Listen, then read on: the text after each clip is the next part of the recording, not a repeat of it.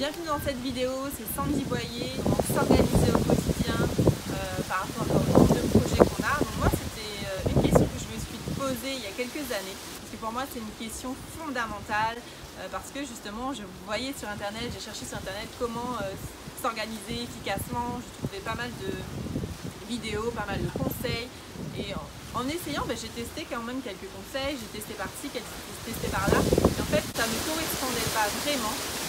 Je me suis un peu embrouillé les idées et plus je cherchais à comprendre comment bien m'organiser, je ne m'organisais pas et j'avais encore plus de choses dans ma tête.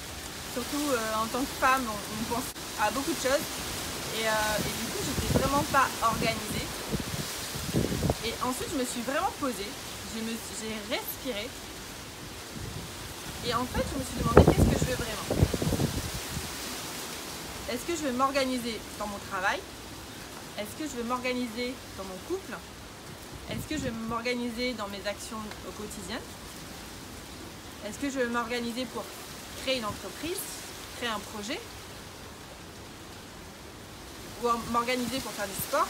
M'organiser pour pouvoir gérer mon emploi du temps? Donc déjà, en fait, tout ça, c'est plein de questions, mais qui est totalement différent.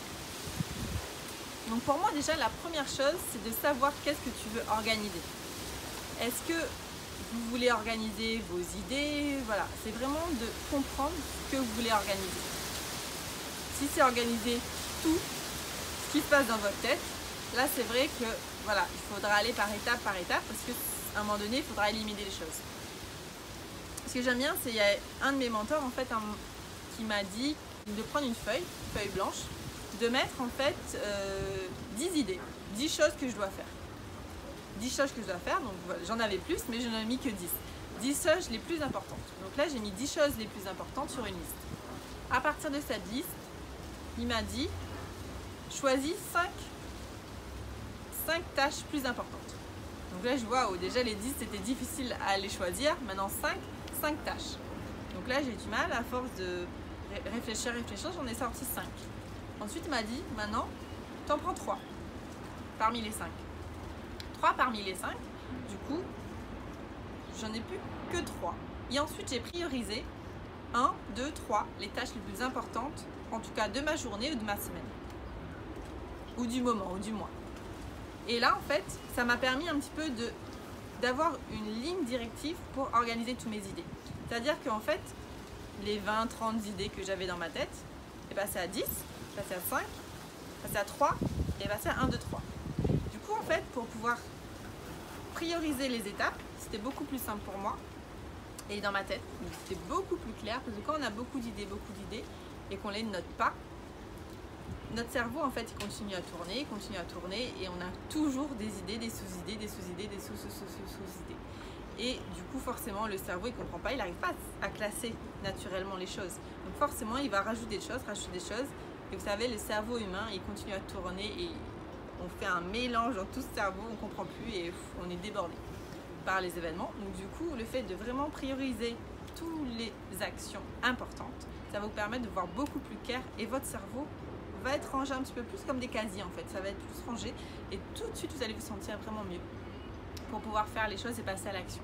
Donc quand vous avez cette liste en fait beaucoup plus claire et cette ligne directive, vous allez voir que vous pouvez passer à l'action en fonction des 3 premières, des 5 et des 10. Ensuite, par rapport à ça, comment vous allez organiser votre journée? Donc moi en fait, personnellement, ce que je fais c'est que la veille, avant de m'endormir, je fais la liste des tâches que je dois faire le lendemain. Donc je commence à mettre en fait la to-do, je fais ma to-do du lendemain. Et en faisant cette liste, en fait dans ma tête, comme c'est le soir, je suis pas pressée de pouvoir la faire aujourd'hui parce que c'est pas aujourd'hui, donc je suis moins pressée. Et le soir en plus je suis posée dans mon lit, je suis tranquille, je prends le temps de bien penser en fait, je prends le temps de bien respirer. Donc c'est pas je suis pas en mode speed pour pouvoir écrire tout. Donc là je vais vraiment faire la liste. On va dire je m'arrête à 5 ou à 10 maximum pour pouvoir faire ma to-do le lendemain. Et je fais ça tous les soirs pour le lendemain. Par contre, parmi la to-do, si je n'arrive pas à faire tout en une journée, c'est que j'ai mis trop de choses à faire dans ma journée. Souvent, les to-do list sont faites pour pouvoir les faire, barrer et passer à la suivante. Si vous prenez la même to-do list qui se répète pendant 2, 3, 4, 5, 6, une semaine, 2 semaines, ce ne sont pas des to-do list, ce sont des idées dans votre tête que vous devez mettre à part, mais ce n'est pas des to-do list à faire. Une to-do list, ça doit être classé dans la journée, ça doit être une action à faire en 1 heure, en 30 minutes, un coup de téléphone, des choses très rapides que vous devez faire urgent. Des grosses idées type je dois créer un site internet, c'est pas à mettre dans ma to-do list. C'est que je dois, un exemple, pour moi, quand j'ai créé mon site internet, c'était déjà, je dois acheter mon nom de domaine. Déjà là, j'ai déjà fait un point. Ensuite, je dois regarder quel hébergeur je prends. Donc, il y en a 2, je regarde et ensuite je choisis. Je regarde le prix. Voilà, en fait, faire vraiment étape par étape. Donc ça, en fait, le fait de faire ça tous les soirs pour le lendemain, vous allez voir que ça va vous faciliter le déroulement de la journée. Et le soir même, vous pouvez faire le point. Avant de faire la to-do list de lendemain, faire le point, qu'est-ce que j'ai véritablement fait et de vraiment cocher. Et est-ce que je l'ai vraiment fini la tâche? Est-ce que je l'ai faite à 100% ou est-ce qu'il manque encore une étape? Donc là, en fait, ça vous pousse aussi à voir ce que vous pouvez faire le lendemain pour continuer l'étape prochaine, en fait. À la suite du bilan de chaque soir sur le lendemain, donc forcément vous allez avoir les actions, la liste à faire le lendemain. Donc quand vous avez fait le bilan sur les actions que vous devez faire dans la journée, le soir, donc forcément vous allez bien voir si il y a eu trop d'actions à faire aujourd'hui que vous n'avez pas fait ou si vous avez fait toutes les actions. Si vous avez fait toutes les actions, c'est que justement vous êtes bien, c'est que vous arrivez bien à voir un petit peu votre temps, à gérer votre temps en fonction du nombre d'heures ou du nombre de minutes que prend chaque action. Si vous voyez qu'il reste énormément de tâches que vous n'avez pas faites, soit vous avez mal évalué le temps que ça peut prendre à effectuer la totalité de cette tâche, ou sinon il faut découper justement cette grosse tâche en sous-tâches. Donc par exemple, justement, je prenais l'exemple du site internet, écrire sur une to-do list je dois faire mon site internet, c'est trop. Il faut le détailler en plusieurs points, en 5, 10, 20 points, pour que ça soit beaucoup plus fluide. Parce que dans notre cerveau, quand on va mettre une tâche et quand on ne le barre pas, c'est qu'on est en retard, qu'on n'est pas bien, qu'on n'est pas efficace et que c'est pas bon pour le cerveau. Il faut que dans la to-do list, vous arrivez à barrer le plus de tâches possible. Donc forcément pour vous, ça va vous alléger parce que vous avez l'impression d'avoir fait énormément de choses. C'est le cas, mais c'est pas forcément avoir fini le site. Mais le fait d'avancer par petite action, bah forcément vous allez finir le site et peut-être plus rapidement que si vous avez mis juste faire le site internet. Donc ça c'est hyper important de faire le bilan le soir pour voir si en fait vous avez bien évalué la tâche et surtout la gestion de votre temps par rapport à la tâche nécessaire. Peut-être vous avez cru qu'il fallait une demi-heure, 1 heure, peut-être qu'il faut une journée pour le faire. Donc forcément là, vous allez vous réajuster sur le lendemain. Et le fait de faire cet exercice pendant 1 semaine, voire 2 semaines, vous allez voir qu'en fait, vous allez vous réajuster. Donc voilà, faire l'exercice pendant 1 semaine, 2 semaines, et vous allez voir qu'en fait, vous allez arriver à mieux vous organiser, mieux gérer votre temps surtout, et mieux organiser vos tâches. Et également, je rajoute à mieux diviser vos tâches en sous-tâches, en sous-sous-sous-tâches. Et ça, c'est hyper important. Donc, je résume. La première des choses, c'est prioriser vos actions, ce que vous devez faire. Ensuite, faire une liste le soir pour le lendemain. Puis, faire le bilan tous les soirs des tâches qu'on a effectuées dans la journée pour voir si on a réalisé toutes les tâches ou voir si on n'a pas réalisé. Et faire tout cela pendant 1 semaine pour pouvoir réajuster et surtout prendre l'habitude de faire tout ça. Parce que forcément, on disait qu'il y a quelqu'un qui disait qu'il fallait 21 jours pour pouvoir créer une habitude. On sait que maintenant, par rapport aux scientifiques, ça a changé. C'est plus 21 jours, c'est plus 45 jours. Il y a eu des études plus récentes qui ont été effectuées que 21 jours, c'est pas assez. Il faut vraiment 45 jours minimum pour pouvoir créer une habitude. Donc en fait, plus vous allez faire la to-do list tous les jours et vraiment prendre conscience du temps que ça vous prend et tout ça, plus vous allez voir qu'en fait ça devient naturel. Ça devient vraiment naturel et votre cerveau il va capter plus naturellement, bon alors ça c'est priorité, on va faire ça avant, ça c'est ça. Du coup dans votre tête en fait, vous voyez les casiers que je vous parlais tout à l'heure, ça va s'organiser un peu plus facilement, naturellement. Parce que votre cerveau en fait il aura déjà créé un schéma, créé un circuit naturel et ça va aller beaucoup plus vite. Donc ça déjà c'était la première étape que je voulais vous parler dans cette vidéo. Ensuite par rapport à l'organisation, pareil je vais prendre mon cas. Je pense à énormément de choses. Donc le fait d'écrire déjà, de prioriser les tâches, ça c'est super bien. Mais ensuite avoir un endroit, un cahier ou un téléphone ou voilà, un bloc-notes, enfin, peu importe, d'avoir vraiment un endroit où vous écrivez toutes les idées qui passent dans votre tête. Parce que c'est bien de les garder là, mais c'est bien aussi de les avoir ailleurs. Parce que souvent, déjà la première des choses, c'est les idées, on en a plein. Parfois c'est des bonnes idées. Et du coup, comme on en a tellement plein, on les oublie. Donc il faut les noter tout le temps, dès qu'on a quelque chose. Pareil pour les tâches, parfois on peut avoir quelque chose d'important à faire, on les oublie. Donc vraiment de noter tout ce qui nous passe par la tête sur une feuille ou un bloc-notes ou quelque part dans votre téléphone. Comme ça, vous savez que vous avez tout ce que vous devez faire, tout ce que vous pensez, des idées, des choses, voilà, peu importe, vous pouvez même les classer. Choses à faire, choses à payer, idées, les voyages que j'ai envie de faire, voilà. Vous pouvez même les classer en sous-parties en fonction de votre créativité.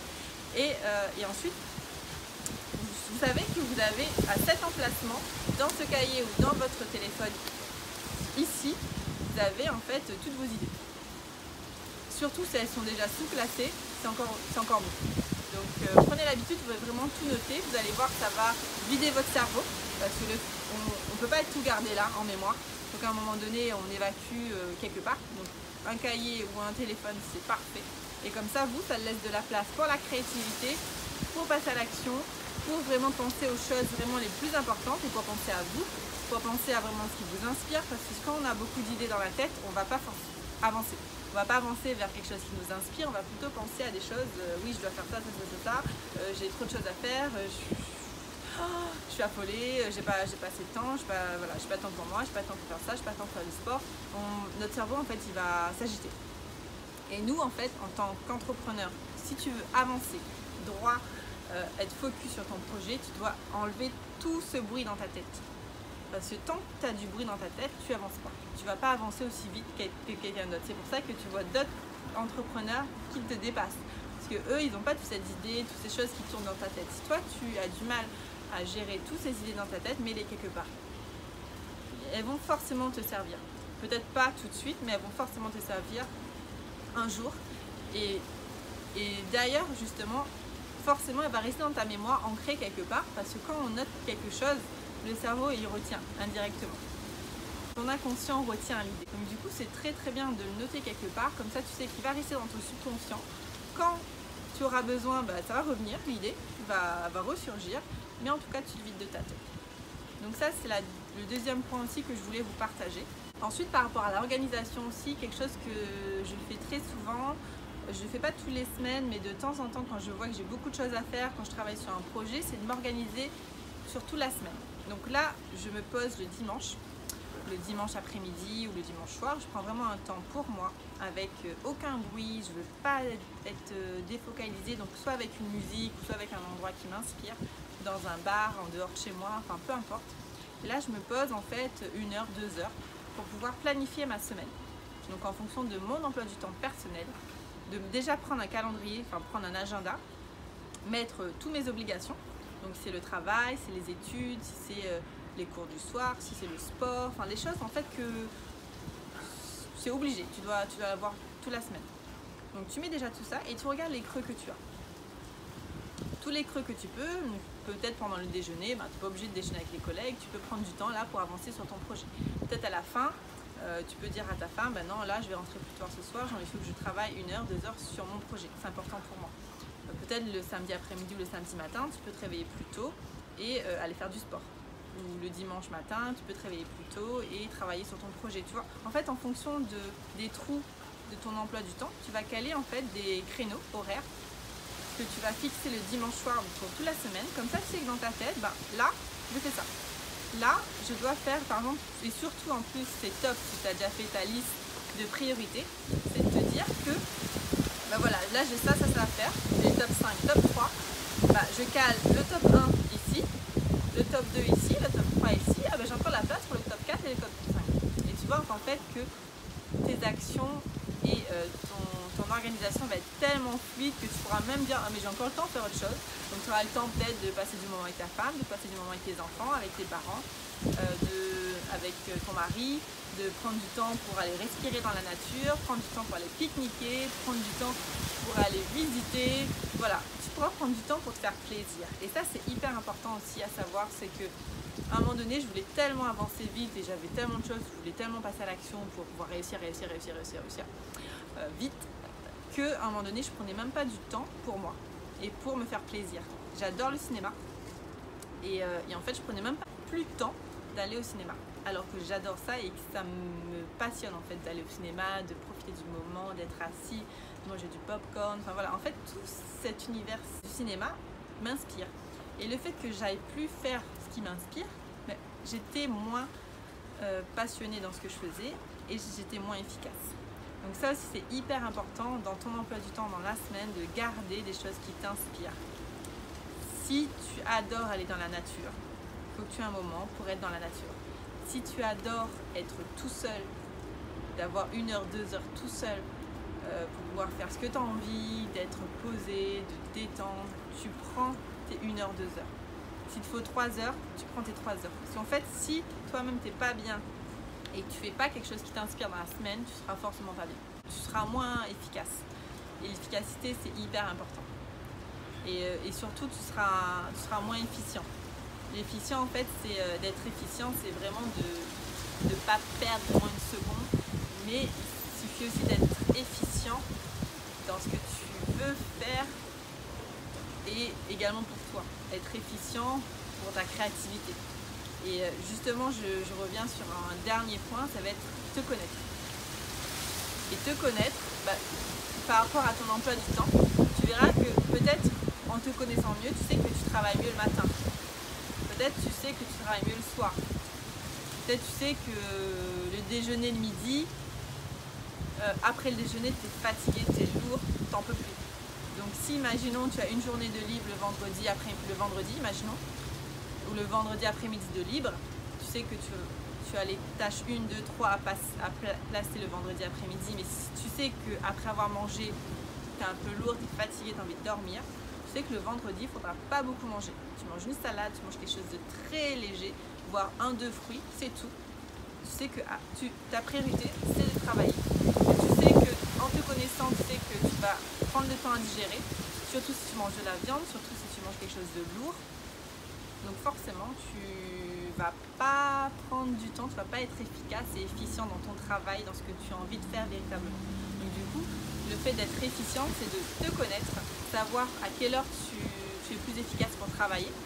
Si c'est le matin, tu peux te lever plus tôt pour travailler sur tes projets le matin. Si c'est le soir, tu peux te considérer avoir 1-2 heures le soir et dormir un peu plus tard pour être efficace. Après, il faut voir aussi ce que tu manges. Est-ce que ta digestion est bonne? Est-ce qu'en mangeant de la viande le soir, est-ce que tu dors bien? Est-ce que tu te réveilles? Est-ce que tu es fatigué? En vérifiant ton alimentation aussi, est-ce que quand tu manges du riz le soir ou bien des féculents le soir, tu dors bien? Est-ce que tu te réveilles? Est-ce que tu es fatigué? Est-ce qu'en mangeant le matin, dans la matinée, tu es efficace? Ou est-ce que justement, c'est en ne mangeant pas juste un fruit ou bien un jus de citron avec de l'eau chaude ou juste un thé ou un café, est-ce que tu es bien? Il faut réfléchir à tout ça et en plus tu vas réfléchir et plus tu vas te connaître, plus tu verras que tu seras encore plus efficace et plus efficient dans la vie. Et justement, cette notion d'efficient, tu verras que plus tu vas faire tout ce que je te dis là et plus tu vas créer des habitudes dans ton corps, dans ton cerveau, dans tes habitudes, dans tes actions quotidiennes, plus en fait tu vas créer un système, un circuit dans ton corps qui va te permettre d'être beaucoup plus efficient dans la vie de tous les jours, dans tous tes projets.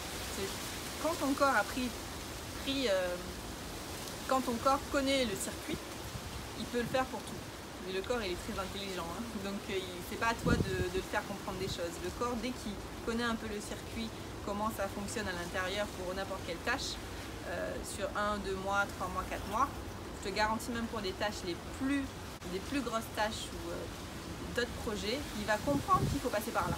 Donc il sait en fait automatiquement, il va dire bon Sandy, demain tu vas te réveiller tôt, tu vas aller faire de la marche, donc ce soir on ne mange pas de viande, on ne mange pas de féculents, on va manger léger, parce que demain j'ai pas envie de me retrouver lourd et mal dormir pour ce soir. Donc voilà, c'est des choses comme ça en fait que naturellement ton corps va te dire non, il va te dire oui, et c'est comme une boussole, c'est à tester les choses et vous allez voir que votre corps, plus vous allez comprendre et faire des exercices et tester des choses, plus votre boussole va vous dire oui, non, oui, non, oui, non, jusqu'à qu'en fait elle va être plus facile, beaucoup plus fluide pour avancer. Et les chefs d'entreprise ou les entrepreneurs qui avancent et pour qui ça semble facile et que tout avance très très vite, c'est justement qu'ils ont maîtrisé ça, que dans leur corps il y a déjà un circuit qui tourne très facilement et qui repère les idées, ok, ça c'est bon, voilà, ils réfléchissent très vite, ça. Mais dans le corps aussi, le circuit fonctionne très très vite. Donc, ils savent et surtout ils gardent rien dans la tête, tout est noté, il n'y a plus rien. Là il y a juste l'imagination, il y a juste la créativité qui fonctionne avec les idées et le circuit qui fonctionne. Donc forcément, pourquoi ils avancent très très vite par rapport à toutes leurs idées, c'est parce que justement en fait le corps est habitué, la boussole est déjà réglée, elle va tout droit et ils avancent très très vite. Et nous on est souvent un peu on critique ou on est un peu jaloux par rapport à ces personnes-là parce que nous on ne comprend pas pourquoi nous on n'avance pas très vite.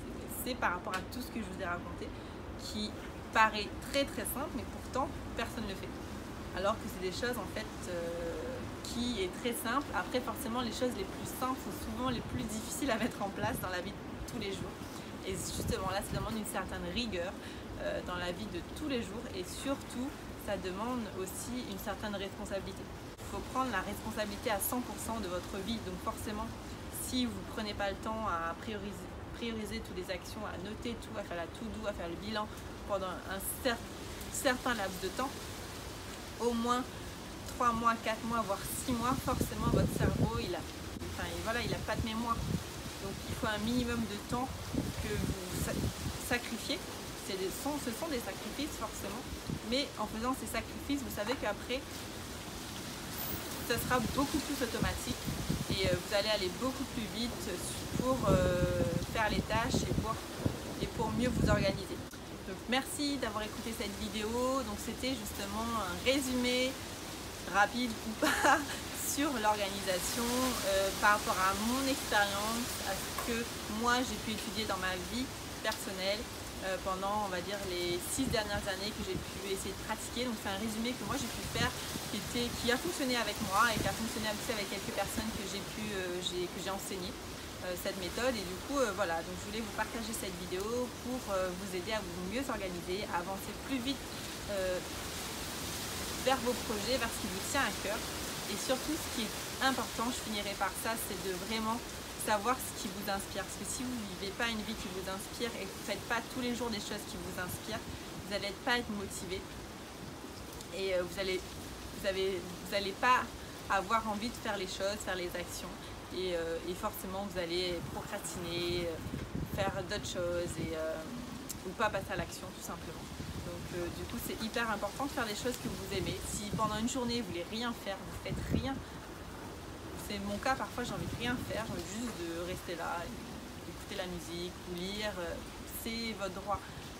Donc, mais en tout cas prenez 100% de responsabilité sur vos choix et sachez que vous êtes responsable à 100% de vos actions, de vos gestes. Donc si vous prenez une journée libre, vous savez après que vous allez devoir peut-être prendre plus de temps d'action pour pouvoir être plus efficace et plus efficient. Mais en tout cas, prenez 100% de responsabilité sur tout ce que vous faites et faites vraiment des choses qui vous inspirent au quotidien. Donc, merci d'avoir regardé cette vidéo et je vous dis à très vite.